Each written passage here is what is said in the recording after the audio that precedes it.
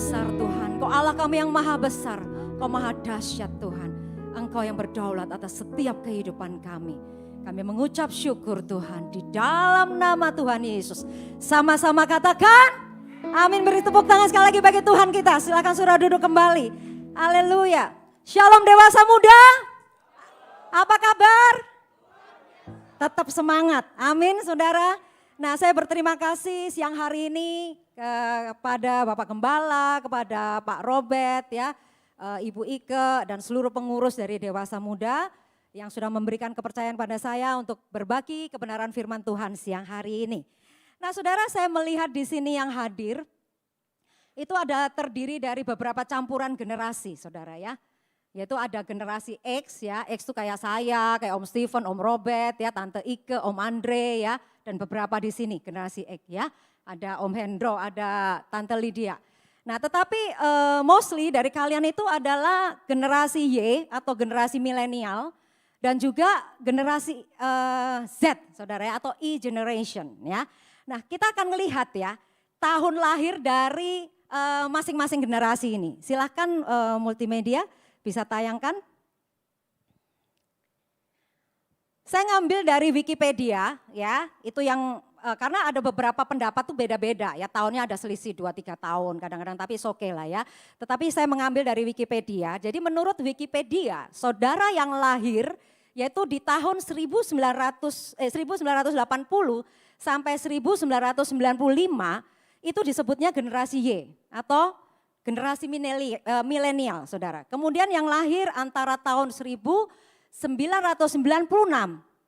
sampai 2009 itu disebut sebagai generasi Z atau generasi Z ya. Atau E generation, generasi net ya, generasi internet, generasi digital ya. Nah kemudian kalau lahirnya 2010 dan setelahnya itu disebut generasi alpha ya. Nah sekarang kita akan melihat ya karakteristik secara umum ya, yaitu masing-masing dari generasi ini menurut penelitian para ahli yang saya rangkum sebagai berikut. Nah ini dikatakan begini saudara, nah generasi Y atau milenial yang lahir di tahun 1980 sampai 1995 itu adalah orang-orang yang mudah beradaptasi. Artinya begini, salah satunya tuh dalam bidang teknologi saudara, dia mudah beradaptasi supaya enggak ketinggalan. Nah kemudian yang kedua adalah orang-orang yang melek teknologi ya, lebih dekat dengan sosial media ya, seperti orang-orangnya juga kreatif. Kemudian juga orang-orang yang inovatif, informatif ya, juga narsis saudara.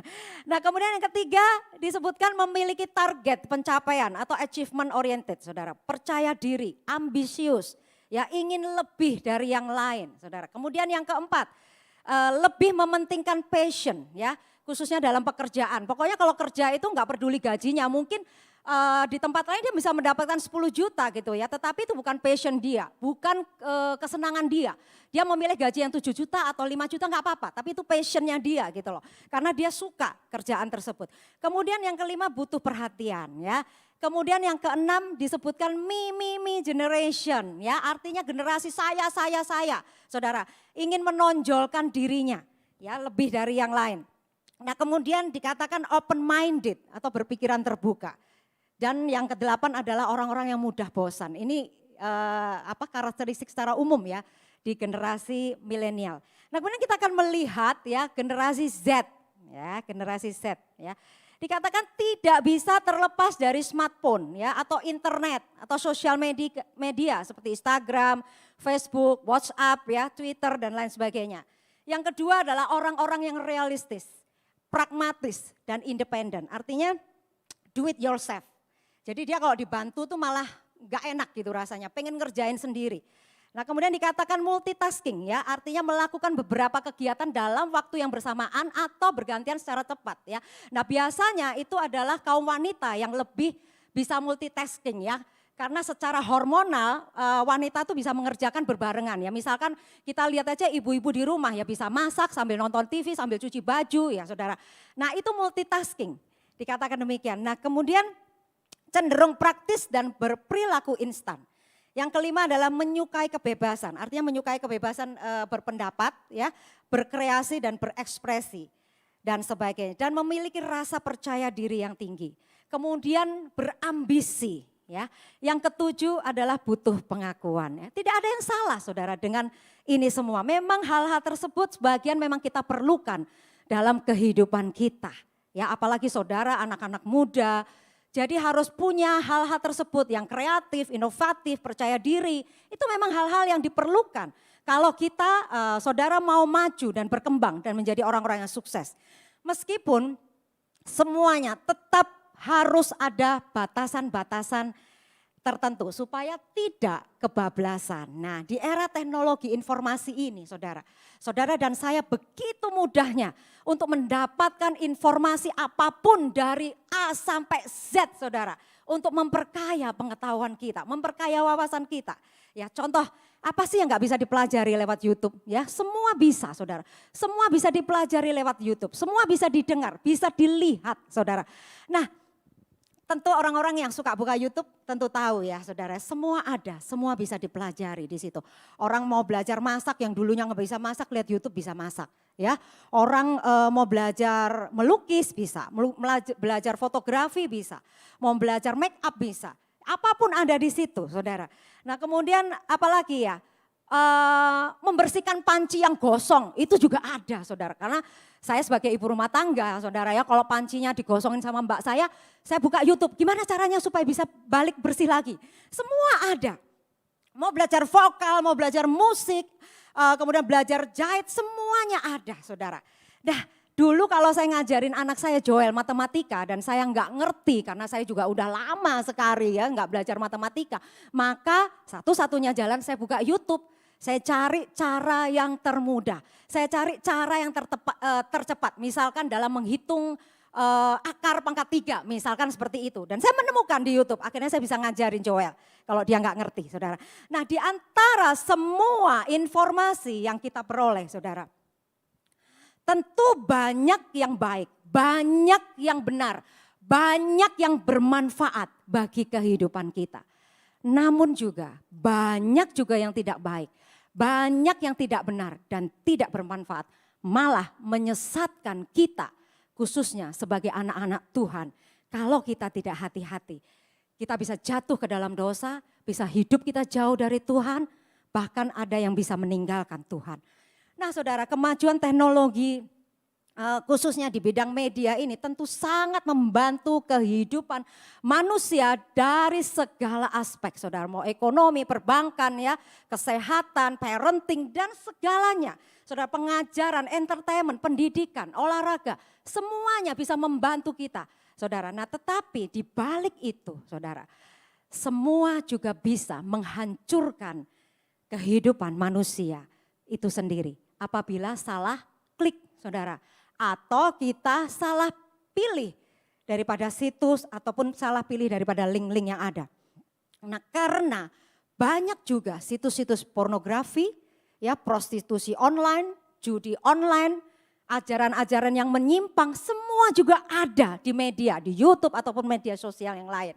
Nah bagaimana kita sebagai anak-anak Tuhan saudara, menghadapi atau menyikapi pengaruh-pengaruh dunia internet ini khususnya media ini, saudara bagaimana kita menyikapinya? Karena seperti yang saya katakan tadi, kita ini adalah orang-orang dari generasi yang sebenarnya nggak bisa lepas dari namanya internet, saudara. Memang kita membutuhkan itu, bukan cuma generasi milenial atau generasi Z, ya generasi X dan sebelumnya juga butuh. Sekarang untuk bidang semua pekerjaan kita butuh internet. Bahkan kita kalau mau baca buku, kita nggak usah beli buku karena banyak sekali e-book, saudara. Kita nggak perlu beli koran lagi karena ada e-news juga. Kita bisa lihat berita, baca berita dari internet, ya. Jadi semua itu memang kita perlukan, kecuali kita ini hidupnya di tengah padang belantara yang sama sekali tidak ada jaringan internet. Ya sudah, kita nggak bisa apa-apa saudara. Nah jauh sebelum adanya perkembangan dari teknologi informasi khususnya media ini seperti saat ini. Alkitab sudah memperingatkan kita saudara melalui nasihat Paulus ya kepada seorang anak muda yang dimentorinya. Bahkan Paulus itu menyebutkan bahwa ini anakku yang sah dalam iman, yaitu yang bernama Timotius. Nah siang hari ini kita sama-sama akan melihat apa yang dinasehatkan Paulus kepada Timotius tersebut. Sehubungan dengan yang saya sampaikan tadi, saudara. Nah, saya tertarik, saudara, untuk menjadikan tema renungan pada siang hari ini. Ya, oleh sebab itu saya katakan tadi temanya awasi dirimu dan ajaranmu. Namun saya sekalipun sebenarnya, saudara, ada perbedaan konteks atau tujuan di sini ya. Karena pada saat Paulus menasihati Timotius, posisi Timotius adalah seorang gembala di Efesus. Otomatis sebenarnya nasihat untuk seorang gembala. Tetapi saya yakin dan percaya bahwa Alkitab, ya, firman Tuhan itu ditujukan untuk semuanya. Ya, tinggal bagaimana kita menginterpretasikannya, tinggal bagaimana kita mengaplikasikannya ke dalam kehidupan kita. Nah, kalau kita lihat secara keseluruhan, nanti saudara bisa baca di 1 Timotius, ya, pesan intinya adalah pentingnya berpegang teguh pada kebenaran. Ya, dari Injil Yesus Kristus sebagai satu-satunya yang bisa menyelamatkan dan mengubahkan kehidupan manusia. Nah, prinsip ini terangkum di dalam 1 Timotius 4 ayat 16. Mari kita sama-sama baca, saudara ya. Dikatakan demikian, awasilah dirimu sendiri dan awasilah ajaranmu. Bertekunlah dalam semuanya itu, karena dengan berbuat demikian engkau akan menyelamatkan dirimu dan semua orang yang mendengar engkau. Ya, kenapa Paulus ini menasihatkan Timotius yang masih muda, saudara? Nah, Paulus tahu, saudara, Timotius anak muda. Anak muda itu biasanya labil dia ya, biasanya mudah terpengaruh oleh informasi-informasi, oleh ajaran-ajaran. Oleh sebab itu, saudara, dia menasehatkan Timotius ya, anak muda itu cenderung kurius ya, ingin tahu. Kalau bahasa sekarang tuh kepo, saudara. Nah, kalau saudara tarik dari judul perikop 1 Timotius 4 ini adalah tugas Timotius dalam menghadapi pengajar sesat ya. Lalu kita akan melihat di bawahnya ada di slide, yaitu terjemahan dari The Message, saudara, yang akan melengkapi. Yaitu dikatakan demikian, keep a firm grasp on both your character and your teaching. Artinya apa, saudara? Pegang teguh karaktermu dan pengajaranmu. Saya tidak sedang berbicara dengan orang di luar sana yang belum kenal Tuhan Yesus.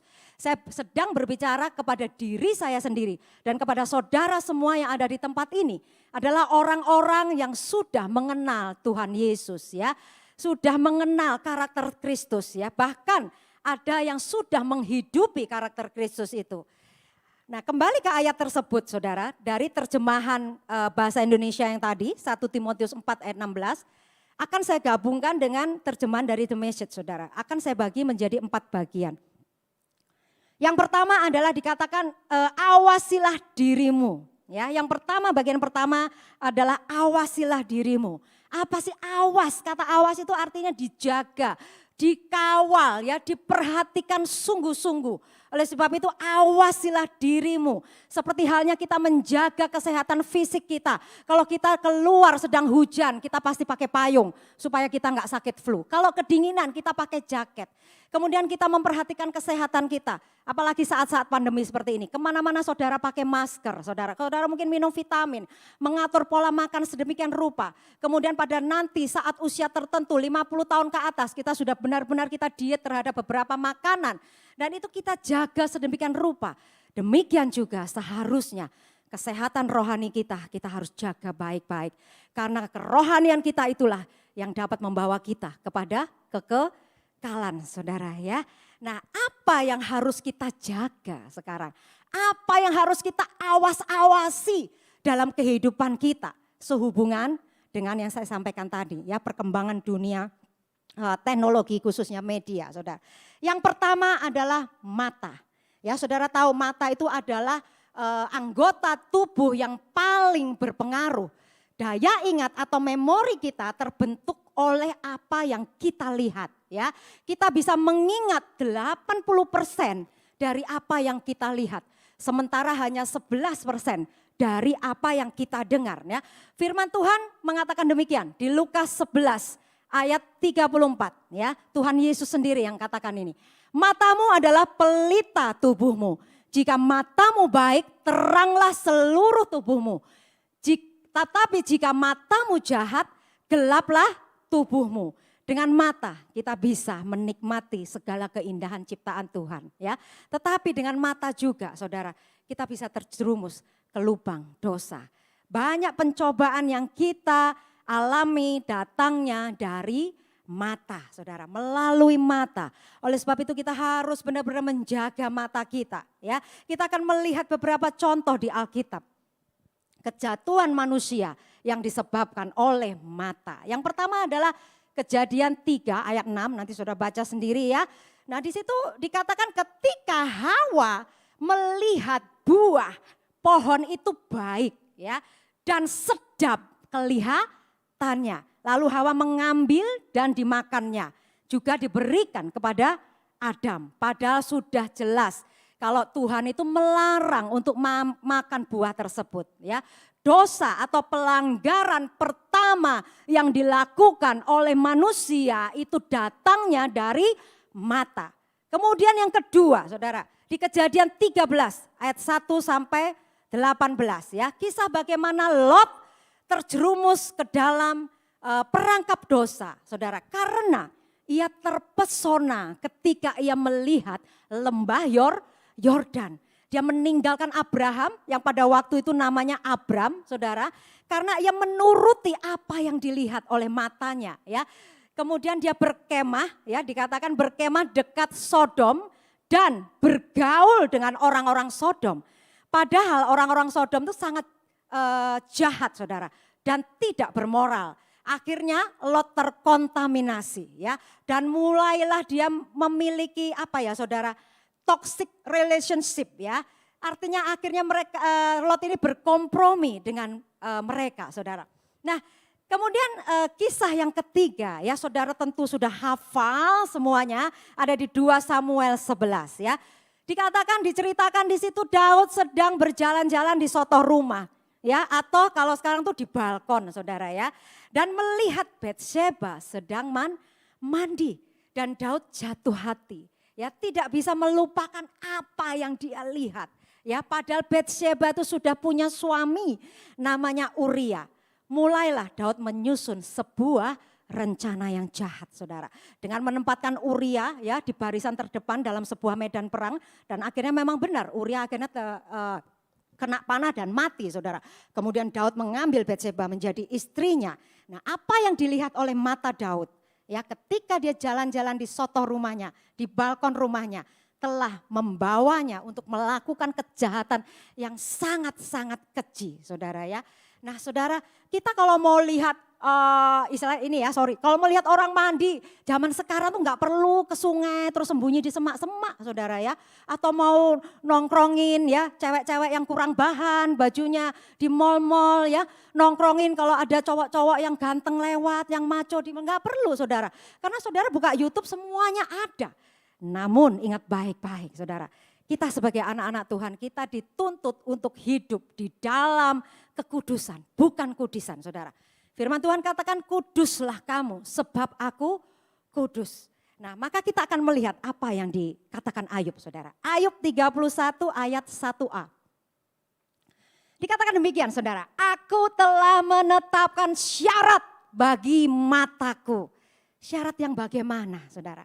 Yaitu adanya batasan-batasan mana yang boleh kita lihat dan mana yang tidak boleh kita lihat. Karena yang tidak boleh kita lihat itu adalah hal-hal yang bisa membuat kita jatuh ke dalam dosa.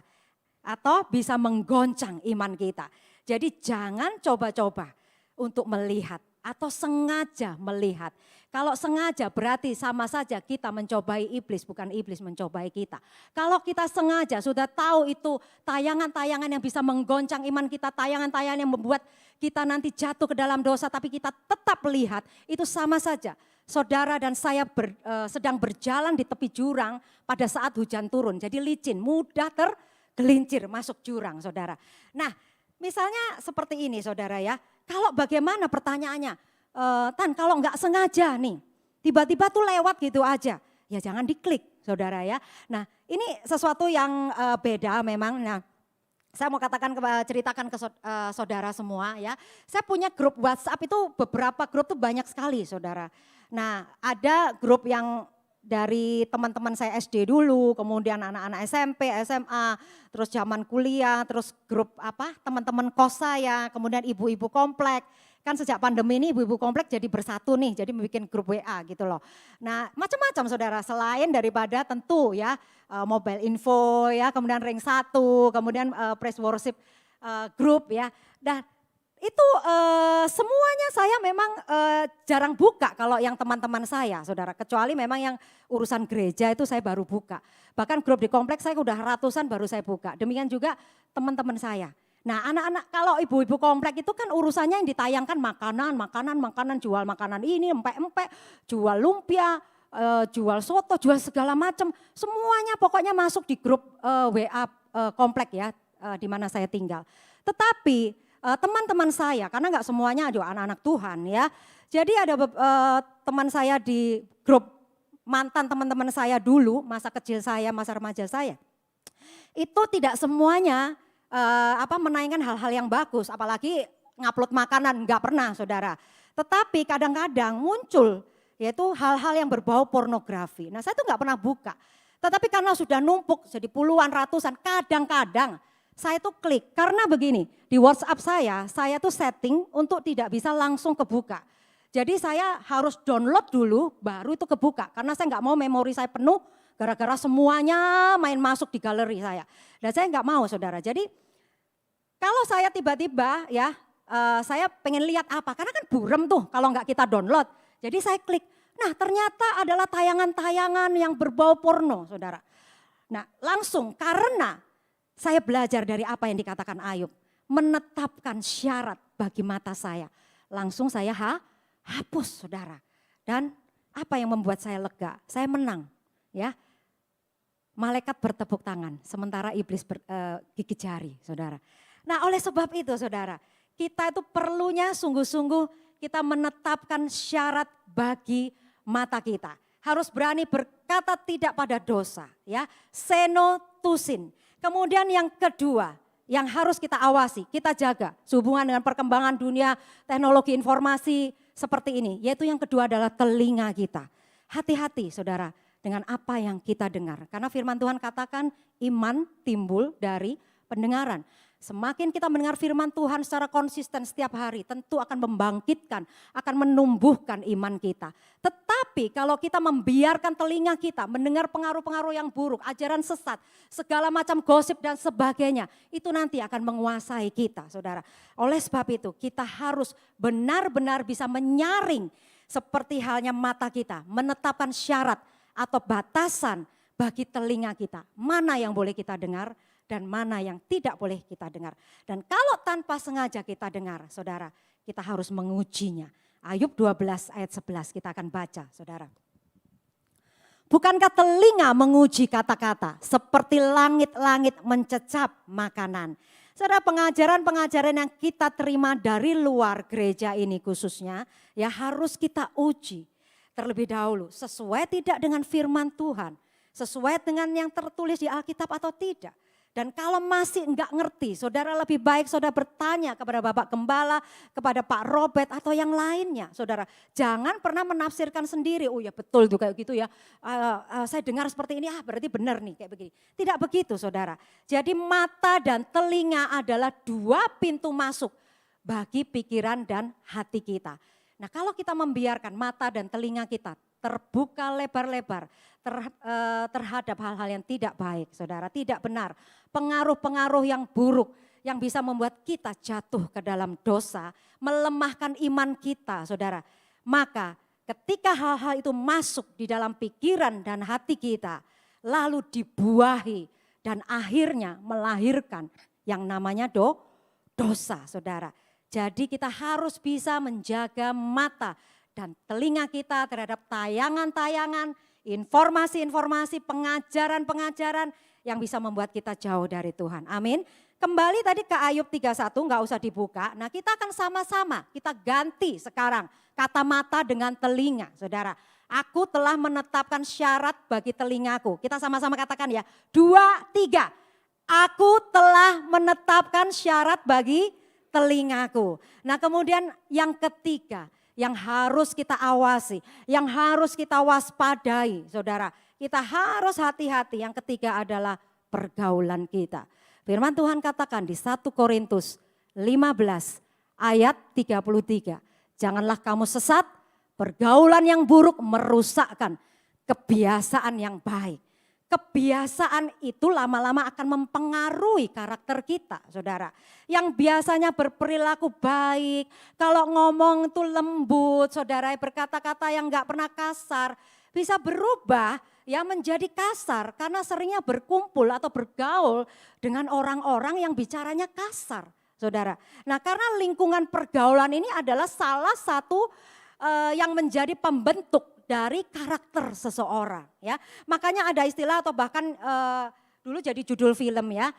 Kalau saudara-saudara seumuran saya mungkin tahu, saudara, akibat pergaulan bebas, ya.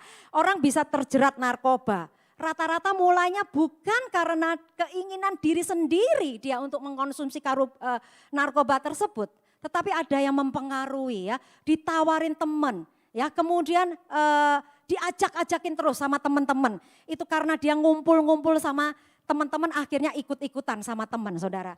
Nah, dari awalnya yang hanya coba-coba, ya, akhirnya jadi keterusan. Enggak tahan dengan godaan. Saya punya cerita dari kenalan saya, saudara, ya. Jadi ada seorang janda muda, ya, yang belum punya anak. Tiba-tiba terus pacaran dengan seseorang, ya, yang masih belum pernah menikah, dan laki-laki ini adalah laki-laki yang baik, ya, yang sangat baik, ya, maksudnya dari segi perilakunya dan segalanya, kehidupannya juga baik, bersih lah, pokoknya nggak macem-macem pokoknya.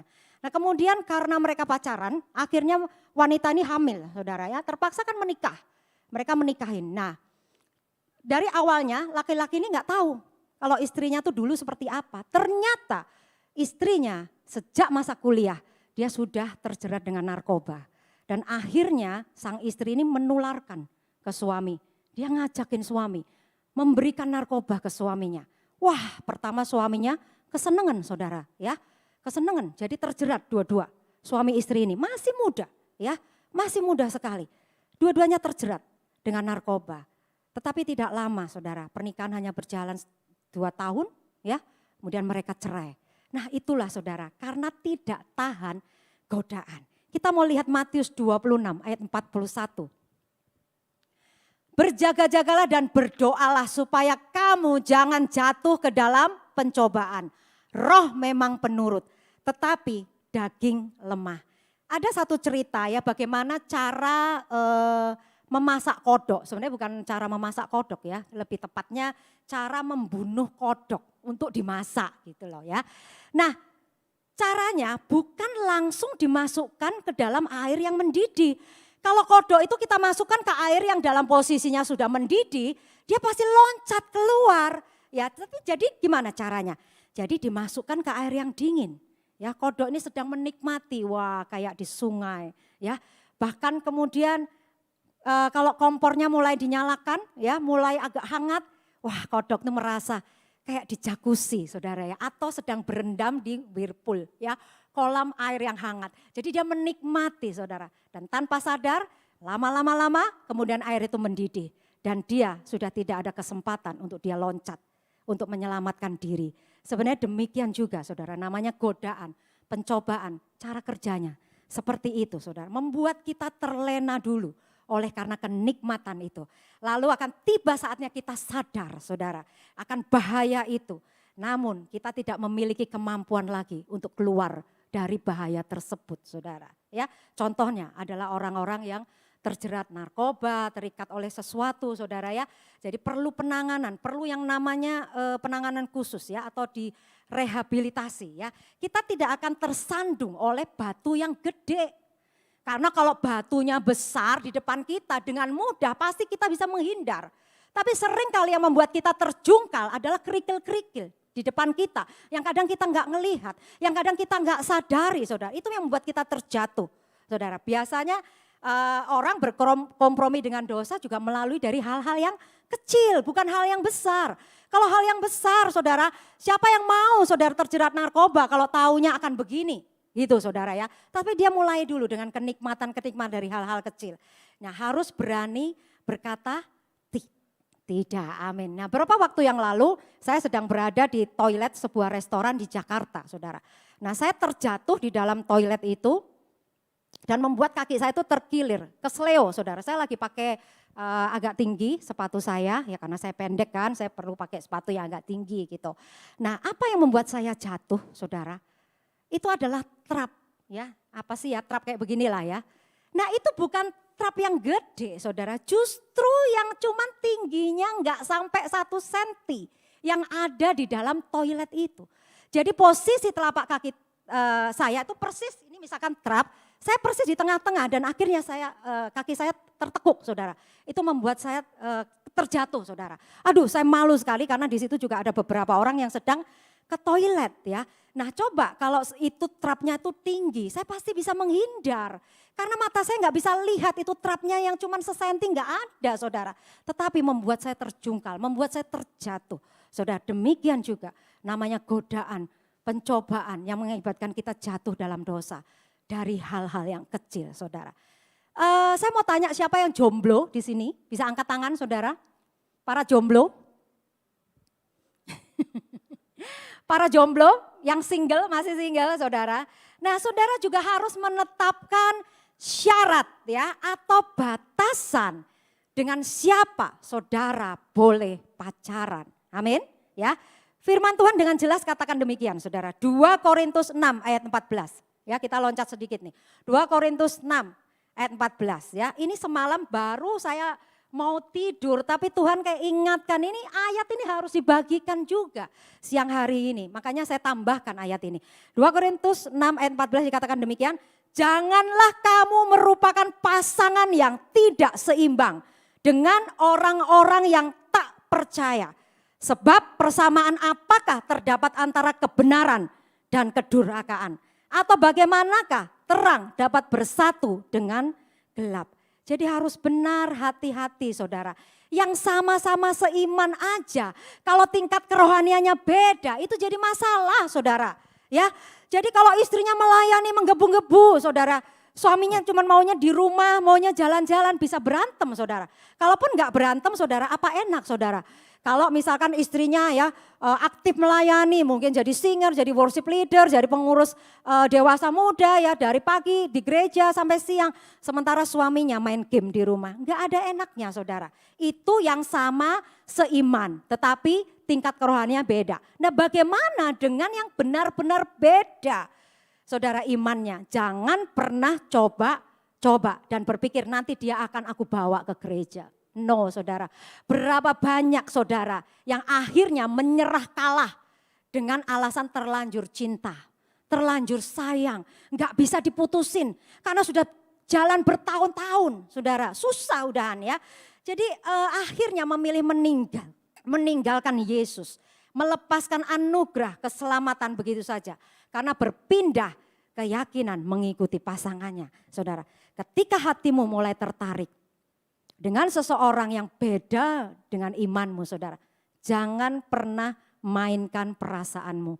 Jangan kamu biarkan berlama-lama mainkan perasaanmu yang akhirnya terjadi konflik batin ya. Seperti kita dengar dari firman yang disampaikan oleh Pak Stephen, gembala kita hari-hari ini saudara ya. Jangan pernah saudara. Oleh sebab itu yuk sama-sama kita katakan. Aku telah menetapkan syarat bagi pasangan hidupku saudara. Karena apa saudara? Bahaya saudara. Ada yang cerita begini, nggak apa-apa nanti toh saya ikut dia dulu nikah katanya. Dia bilang, tapi saya sebenarnya dalam iman saya tetap percaya Yesus. Saya tetap nanti kalau minggu saya ke gereja. Saudara, firman Tuhan dengan jelas mengatakan apa saudara? Kalau kita tidak mengakui dia di hadapan manusia. Garis bawahi di hadapan manusia saudara. Kalau saudara melakukan pernikahan campur saudara, saudara mengikuti tata cara dari agama pasanganmu, ya berarti saudara tidak mengakui Yesus di hadapan manusia. Maka dikatakan aku juga tidak akan mengakuimu di hadapan malaikat-malaikat saudara. Jadi jangan pernah main-main dengan pasangan hidup. Jangan pernah coba-coba saudara.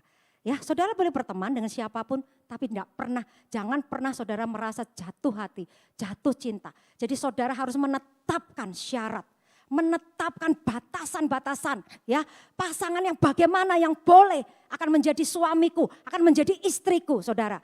Dari saudara masih jomblo sekarang ini. Jangan nanti sudah saudara terlanjur jalan dengan orang yang tidak seiman dengan dirimu, kemudian engkau berkata sudah susah untuk putus. Karena sudah terlanjur sayang, terlalu lama, bertahun-tahun pacaran, saudara.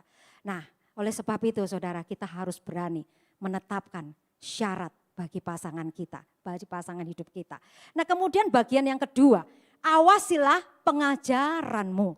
Ya, kebenaran yang telah kita terima, saudara ya, kita harus pegang erat-erat, jangan sampai terlepas. Dan terhadap banyaknya pengajaran-pengajaran yang disampaikan melalui media, kita harus bisa memilah yang mana yang sesuai dengan firman Tuhan atau Alkitabiah atau yang tidak, saudara.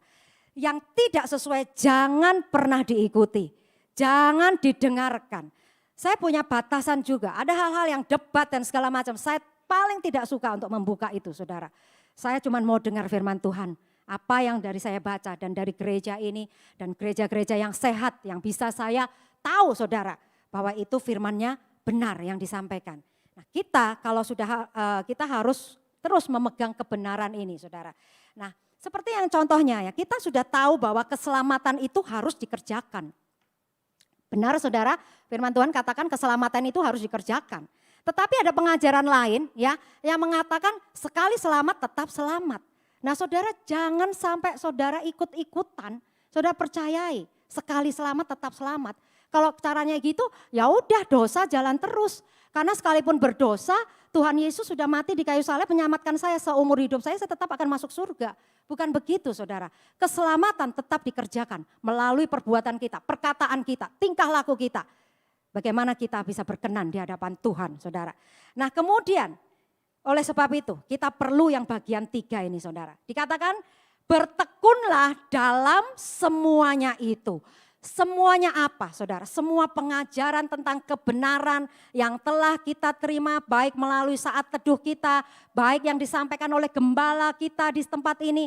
Ataupun pembicara luar yang berkhotbah di tempat ini saudara.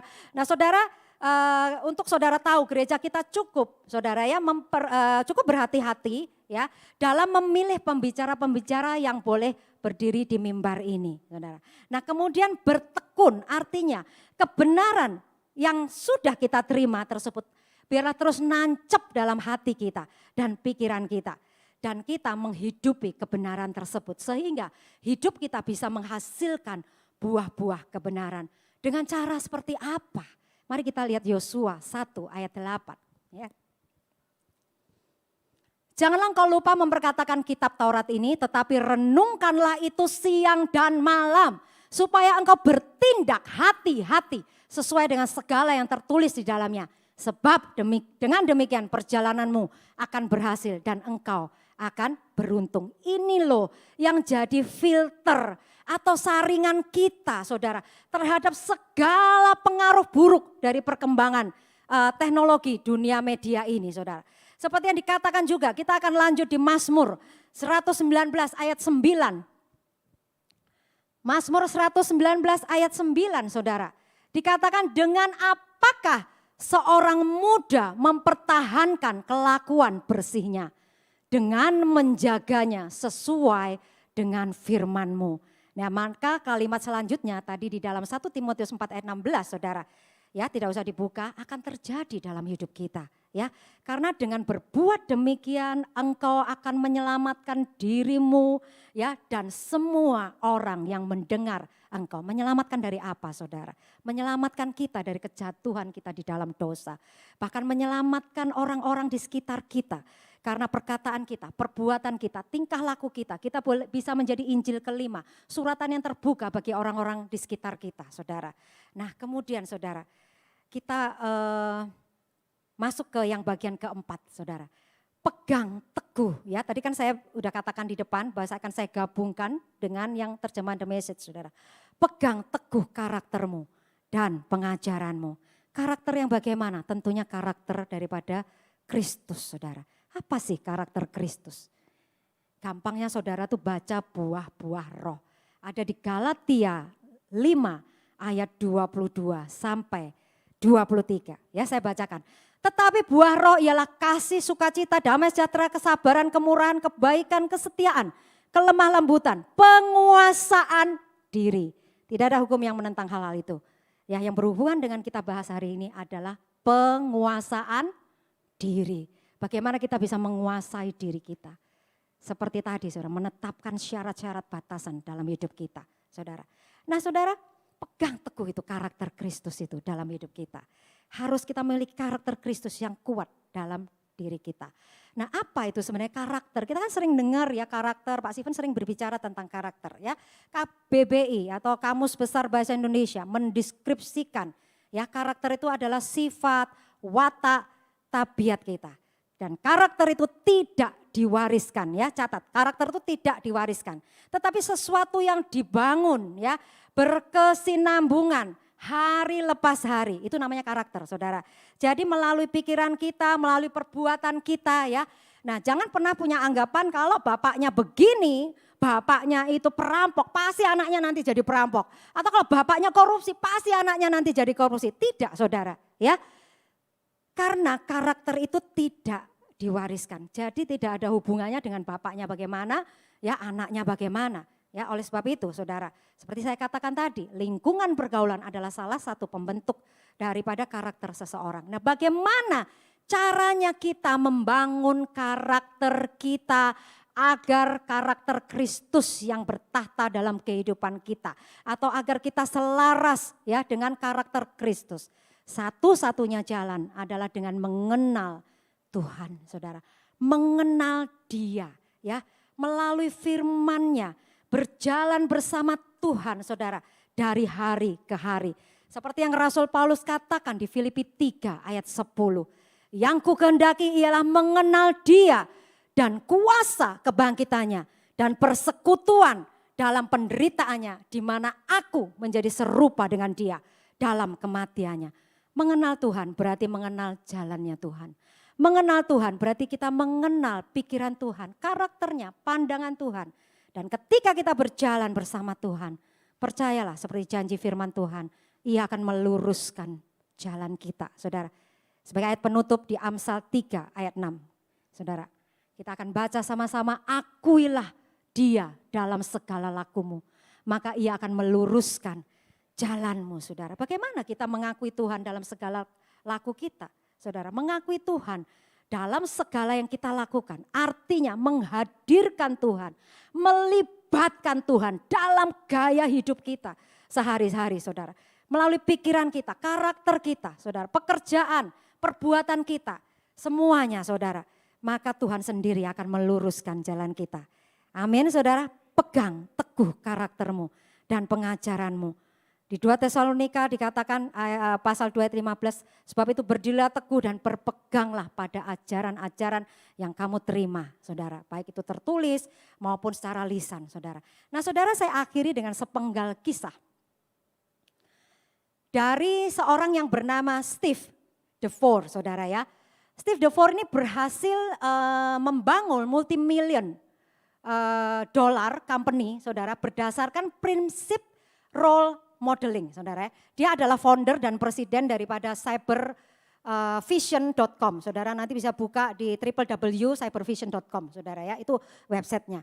Nah, satu perusahaan software ya yang menyediakan learning technology ya dengan menjual instruksional ya, tutorial ya, kalau sekarang bilangnya tutorial ya, baik berupa video maupun audio tips ya. Kalau sekarang kan nggak ada audio tips ya. Semuanya berupa video, kalau sekarang bisa lihat di YouTube, tapi zaman itu karena nggak ada YouTube, saudara. Nah dalam semua bidang kehidupan, baik olahraga seperti golf, ski, ya, bowling dan sebagainya, kemudian kesehatan, misalnya weight control ya, bagaimana mengontrol berat badan kita ya, tentang hal-hal yang berhubungan dengan kesehatan, kemudian juga hubungan keluarga, pengembangan karir, nah kemudian juga teknologi tentunya. Nah semua ini berawal ya dari ketika Steve DeVore ini, saudara, ketika dia masih duduk di college, saudara ya, ketika dia masih sekolah, Dia menyaksikan sebuah turnamen bowling di televisi. Dulu nggak ada YouTube ya, makanya lihatnya di TV, saudara. Nah, ketika yang memperhatikan dengan seksama, ya dari dekat, ya gimana cara pemain profesional itu, saudara, memainkan bowlingnya dalam sebuah pertandingan. Kemudian ide itu muncul dalam pikirannya, bahwa kalau ia dapat menirukan gerakannya, ya dia berpikir begini, saudara, aku bisa menyamakan pemain bowling yang profesional itu. Ya, aku akan menghasilkan hasil yang sama. Nah, kemudian setelah dia nonton selama sekian puluh menit yang di TV tadi pertandingan bowling, kemudian dia pergi ke tempat bowling dan dia coba tirukan gaya bermain bowling dari profesional tersebut, saudara, yang tadi barusan dia lihat di TV, saudara.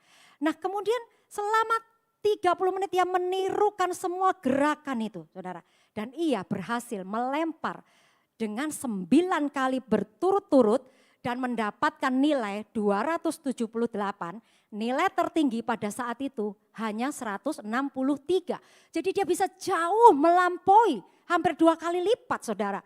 Dengan cara dia menonton dengan seksama, lalu dia menirukan. Saudara, ia berhasil. Dari pengalaman tersebut, akhirnya Steve membangun sebuah bisnis role modeling, saudara, yang sukses luar biasa. Oleh sebab itu, saudara, di akhir daripada renungan firman Tuhan ini, saudara, dari semuanya pesan yang boleh saya sampaikan, carilah tayangan-tayangan yang bermanfaat, yang baik, saudara, yang membuat saudara itu berkembang, saudara bertumbuh baik secara wawasan pengetahuan yang baik, secara rohani maupun jasmani, saudara. Carilah role model, ya, untuk saudara bisa belajar sesuatu yang menjadi teladan, menjadi contoh yang baik bagi saudara semua. Nah, kita akan sama-sama bangkit berdiri, ya. Kita mau ucapkan moto hari ini. Kalau saudara lupa dengan apa yang saya sampaikan dari awal sampai akhir ini, saya mau satu kalimat ini, saudara pegang sampai akhir hidupmu. Kita akan sama-sama katakan, awasi diriku dan ajaranku. Ya, 2, 3, awasi diriku dan ajaranku. Amin, Tuhan Yesus memberkati.